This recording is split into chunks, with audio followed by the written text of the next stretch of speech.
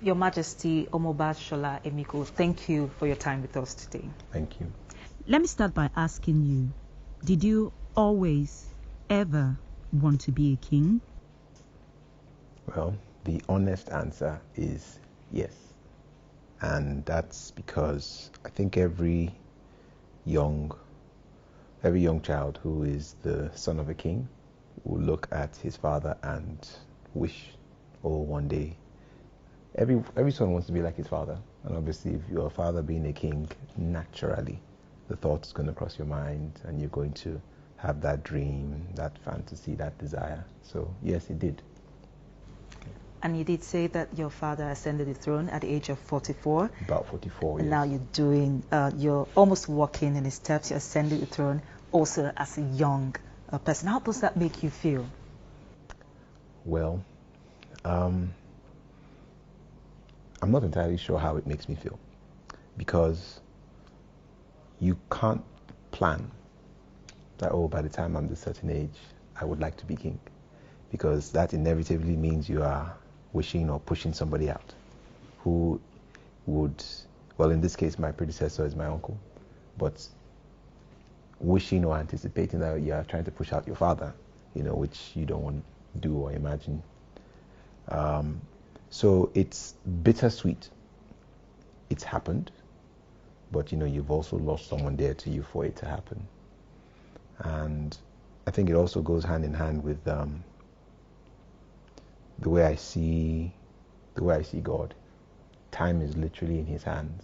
He is sovereign. So when things happen, whether or not you feel you are ready for it or you're happy about it, you just have to relax into the knowledge that time and everything is planned in his hands, and trust that it is the right time, it's the right moment.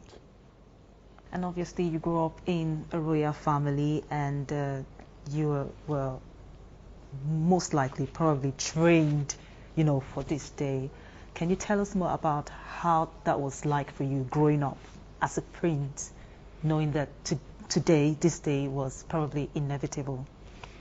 Well, once again, to be candid, there wasn't any formal training, at least in my upbringing. My parents ran a very modern household. I've always told people, especially when I was in boarding school, when they would ask me, oh, what is it like to grow up in the palace? And I said, look, if you could just teleport and show up in our house, you would believe you are in a normal house. You'd see my dad reclined watching TV with his children, watching his sons playing video games. And we lived a very regular life. But obviously, because there was so much palace activity going on, you naturally observed what was going on. My father almost never taught me and said, this is how you do this. He almost never did that. Some chiefs would come around and say, I hope you are paying attention to this. Observe this, observe that. That was their own initiative. It was not their role. Some relatives also would come around and say the same. Pay attention to this. You can see how, I hope you're paying attention. And that was basically the extent of the training. But I think, to sum it all, some things are caught, not taught.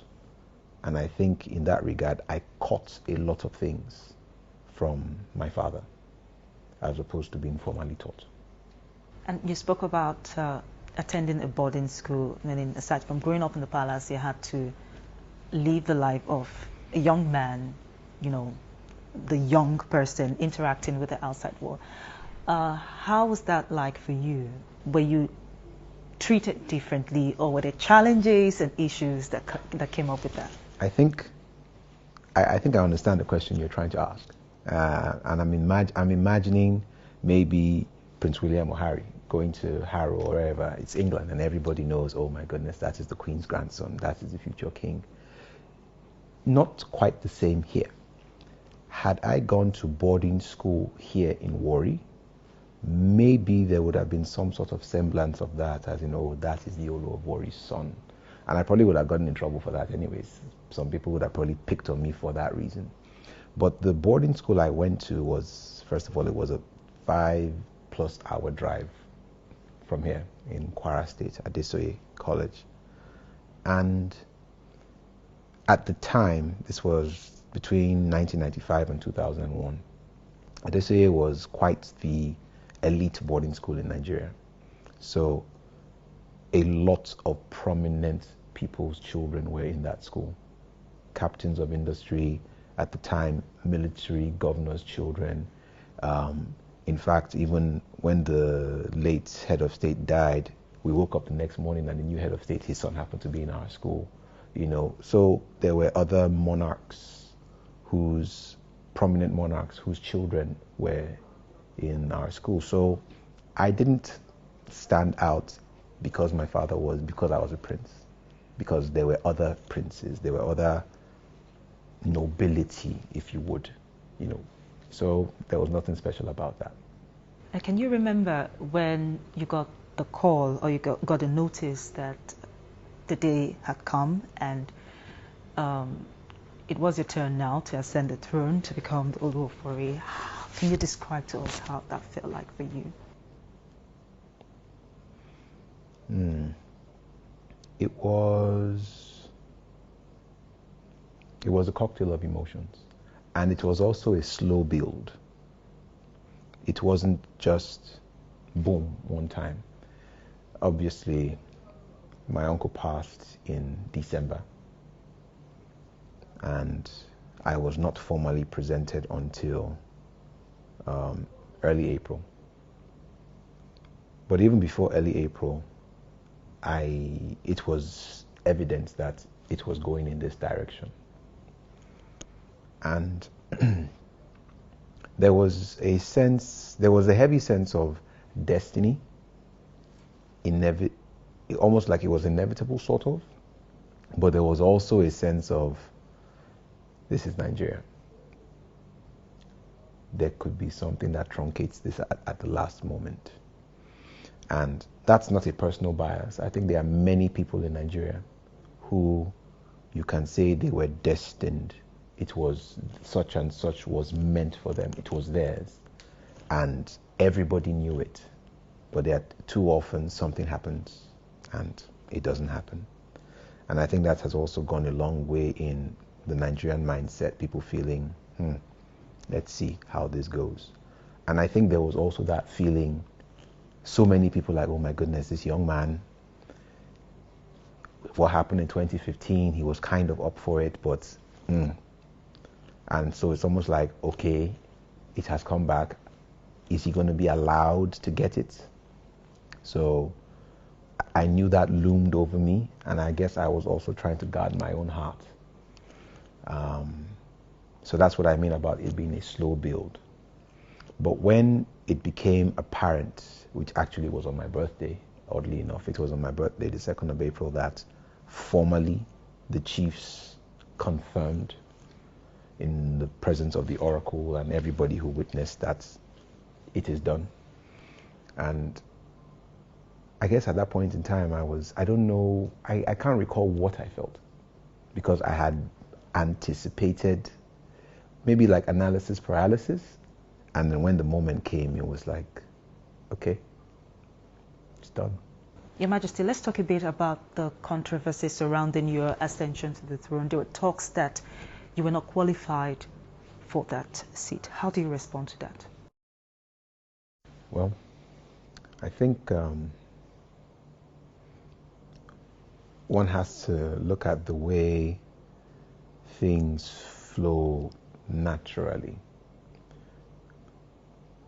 Once again, if we go back to 2015 and there were valid or legitimate reasons to have us set aside, we took that in good faith and we moved on with life. And nothing changes. And the same instrument that was used to set us aside is the same instrument that has brought us back. And with such overwhelming support yes, there are voices who, as I alluded to earlier, interpret it a different way. And that's fine, you know. The Bible says, woe if all men speak well of you. So I guess I'm in good company knowing that, okay, not everybody is speaking well of me. That's fine. You know, and it's not just for today or just for this process. Even going forward into the reign, you don't expect that all the time everyone is going to be happy with your decisions or the circumstances around your reign. People will always have in their mind legitimate reason to feel this is not right. And you still have to take that in good faith, you know. So it's the human way. I am at peace with the process because I didn't lobby, I did not manipulate, I didn't fight for it. In fact, I supported what happened in 2015. Could have cried, could have gone to court, but in all ways possible, material, emotional, prayers supported the process. And I guess that's how nature has a way, God has a way of doing its own thing. And that's simply what I believe this is. You know, it comes with its own bag of emotions, but that's plainly what this is. Yeah, and you know, those issues that refuse to die away, like we woke up this morning to the police saying that they wanted to question two princes with regards to the crown of the Olu of Warri missing. I'm thinking that is also coming from all this controversy. Can you tell us more about that? Is that true? Is the crown missing? Well, first of all, when you say the crown, there are several crowns. There are lots of crowns. So the crowns my eyes have seen, tens, probably coming to about, there are a lot. Let me not try to put a number on it. So when they say a crown is missing, okay, do you know exactly which one? Because they're labeled as well. So when you put out a story like that, you have to be careful, because I may not have known that a particular crown was taken. So if I say, oh no crowns are missing, you know, somebody could come and say, actually, that particular one, maybe somebody wasn't paying attention and they broke the window and took it out of the glass case in which it was, you know. So, and obviously this is a police matter as well, and a part of it is also in court. So that's just my response to that. And know. This would in no way affect? Oh, absolutely not. I think it's in typical Warri fashion. We are a very dramatic and animated people, and I think this has been a very dramatic and animated process. I say this with all humility. I think it actually makes for a great Nollywood epic. I think it should actually contribute to the anticipation of what happens on Saturday, as opposed to making anyone feel, oh, you know, what's going to happen. Something will happen, something beautiful will happen on Saturday. Let's move on to other matters now, because you've been described as a serial entrepreneur, the founder of more than a couple of companies. I don't know if I'm correct. And you also sit, or sat, I don't know which is now, as a director to several other companies. So how does this fit with your new life moving forward as the Olu of Warri? Very much intertwined. It's the way I see myself, to be very honest, what inspires me. I do not intend to compare myself to the modern monarchs in Nigeria. You know, be they our Benin neighbors or Ife, or even the now former Emir of Kano, who was a very pro-business monarch. In my own mind, I'm trying to create a new role. And I would be, even though we are not a sovereign nation per se, I would like to operate as though we're sovereign, in that I represent the brand Ishekiri. So I should be able to walk into any room, a room full of traditional rulers, a room full of politicians, and even more importantly, a room full of businessmen, and market Ishekiri to them. Be it our resources, natural, human, our strategic location, even our culture. Because obviously, this being the BBC, when you hear that, when there are all these arguments as to, oh, should they abolish the monarchy, and then numbers come out that, look, this is how much the monarchy generates just by people walking to take pictures at Buckingham Palace and all that. That is a powerful source of income revenue that maybe Nigerians haven't properly yet identified and harnessed. So I'm not coming here to sit down, wear a crown and look pretty. I can do that, but I'm not going to settle for that.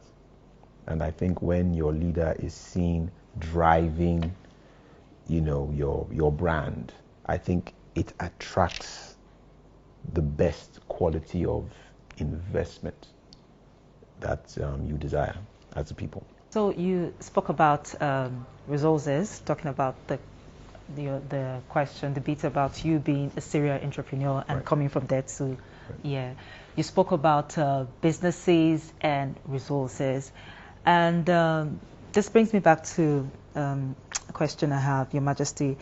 It's that the Nigerian President Muhammadu Buhari just signed into law the Petroleum Industry Bill, and a part of that provides that the NNPC should be unbundled. What do you think about that? I've been hearing about the unbundling of NNPC since 2009.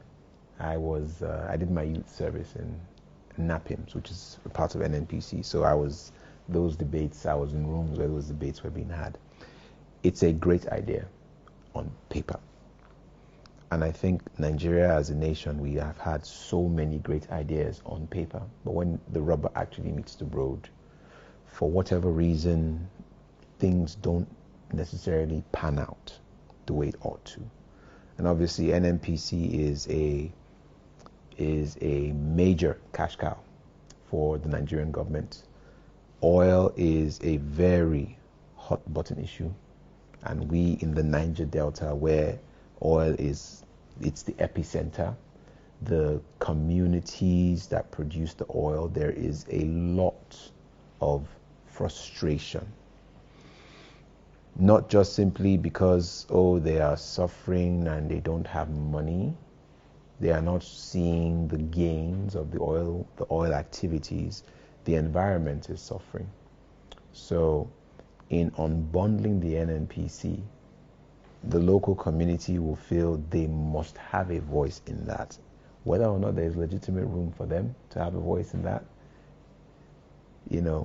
So that what I'm trying to describe is, where the rubber meets the road, it may not be so smooth. And one hopes that full consideration is given to that process of where the rubber actually meets the road. And that law also provides for 3% for the host communities of oil. As the leader of the Shakiri people, where you would lead the people that oil, which is the mainstay of the economy, they contribute a huge, percentage, a huge chunk of that. How do you see that? Do you think it's acceptable? Well, everyone will try their best with what they are given. Back to boarding school, we used to joke and say, you can tell an efficient manager of resources when you serve them rice and stew. No matter how plenty the rice is and the stew not so much, if they can make that stew stretch to go with the whole rice, then that's an efficient manager of resources. I think with 3%, both sides can say that's too small. Some can say, well, it's all you have, make do with it. I think we should begin by, even if we acknowledge 3% it's not enough, that's fine. Take the 3% and be efficient managers of that 3%. So that when you demonstrate to the federal government or NNPC or whoever, look at what we have done with the 3%. I think it wouldn't be too difficult to encourage them to raise it up to 5%, because I believe the federal government wants to see the Niger Delta prosper. So when someone is demonstrating, and once again, I'm a Christian, so I'm thinking about the parable of the talents. The one that was given 5 talents, 10 talents, and the one with the 1 talent. So it's not necessarily whether you are giving 1%, 5%, 10%. What you are giving, is there added value? So the person who has given it to you, when he comes around and wants to give account, and you're demonstrating, see what we've done, see what we've done, see what we've done. If our community is able to work together and have things to show with that 3%, and maybe 1 or 2 neighboring communities not so much. If we ask for that, yes, it may be unfair, but that we demonstrated efficiency, it makes it easier or more palatable to the ears of the decision makers. They say, okay, they've done well. You can encourage them with some more. If we just go the typical way of demanding it's not good, it's not enough, look, okay, you make the situation worse. So I'm not saying 3% is fine, let's settle for it. Let us demonstrate capacity and efficiency with it, and then present a case for more. So I think that's how I would respond to that. Your Majesty, you begin a new life as a king in a field in a date. What is your primary goal or objective, if you like, for your people? What is that thing that you hope to achieve in your first 100 days in office, if you like, or the first few months you spend as the Olu of Warri?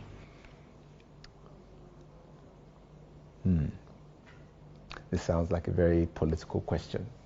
And if I had the direct control of the purse, I would have had brilliant answers to give you. Unfortunately, with the way things are, I do not have direct control of the purse over this kingdom. But from what I can do from here, I think is to encourage and lift the people up. Most would say that as a people we have not been so low. In fact, that's actually very daunting for me. I must admit, it's very daunting, especially being so young. And we are a proud people. We know that we are not as we were. So picking the people's morale and encouraging them. I do not necessarily have dollars in my hand to hand to every Shekiri person to say, oh, he put money in my hand. Because the way Nigeria is right now, including our people, that's what people want right now. Money in their pocket, food on their table, a roof over their head. And unfortunately, I don't have that readily to give in the first 100 days. So without making any promises in that direction, so that I'm not accused of being somebody who has come and, as we say here, have fallen their hand. I promised and I failed.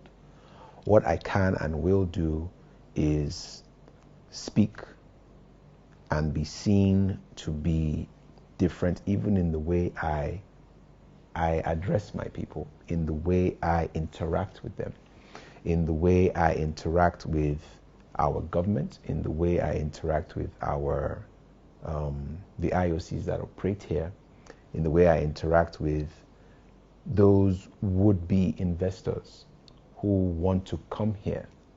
I would always be fair. I would always be warm and be welcoming.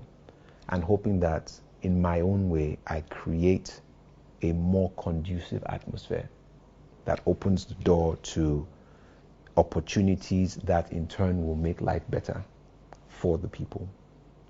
And the one thing I have in my hand is the culture. And I hope to demonstrate that there is profitability in that.